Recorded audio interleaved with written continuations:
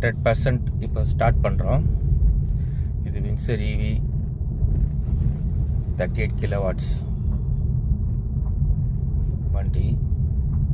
ஒரு round trip 300 kilometres, Chennai to Arani.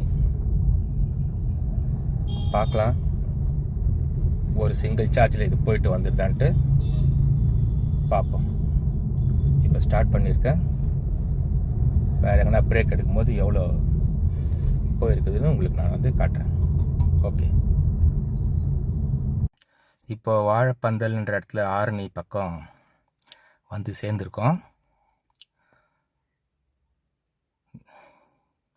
39%க்கு 153.4. இது ஆக்சுவலாக எப்படின்னா ஈக்கோ ப்ளஸ் லோ ரீஜன்.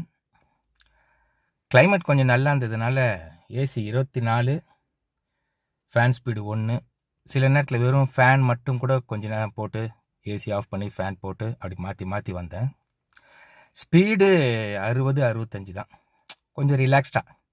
இப்போ யாருன்னா ரொம்ப ரிலாக்ஸ்டாக ரொம்ப அர்ஜென்ட் இல்லாமல் ஒரு இடத்துக்கு போகணும் அப்படின்னு பார்த்தோம்னா ரொம்ப எக்கனாமிக்கலாக இது வந்து இந்த மோடு, இந்த ஸ்பீடு 60-65, சில நேரத்தில் 70, ரொம்ப ரேர் தான் 70. ஓகே, இப்போ மறுபடியும் சென்னை போய் சேரும் போது என்ன வருதுன்னு பார்க்கலாம். இப்போ மறுபடியும் சென்னை வந்து சேர்ந்துட்டோம். கிளம்புன இடத்துலையே பார்த்தீங்கன்னா 312.3 கிலோமீட்டர்